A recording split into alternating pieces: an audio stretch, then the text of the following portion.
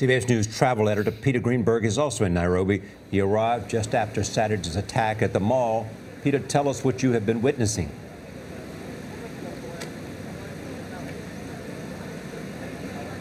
Well, Charlie, the authorities had a very tough choice to make because this is an atypical hostage situation.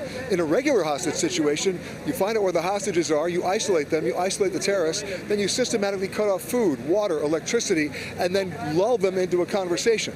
That wasn't going to be possible this time because the terrorists said they didn't want to talk to anybody. Plus, they were inside a fully stocked mall. They had food, they had water, they had supplies.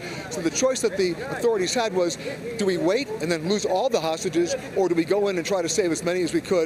And what we saw earlier this morning was just that choice. They went in. Peter, what have you learned about why they targeted this mall? A lot of Westerners go there, right?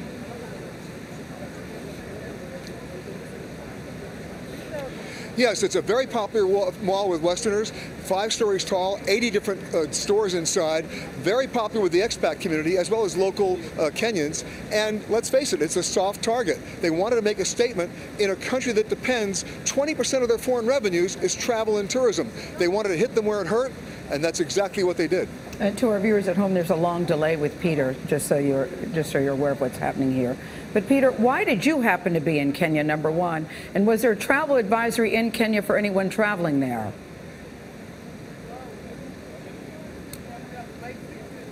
Well, ironically, I was here to attend the African Hotel Investment Forum, where you had all the CEOs coming in about investing money and building new hotels in Africa. Now, about the travel advisory, what's going on right now is that the president of Kenya, the foreign minister, are having backdoor conversations with the U.S. State Department and the British Foreign Service, essentially begging them not to issue any more travel advisories or warnings. Ironically, there was already one in place. It was issued July 5th of this year, warning Americans that Kenya was considered a target for anything that was Western by terrorists. So the irony is there was an advisory in place. And for Americans and foreigners who want to leave now, what's the word on that?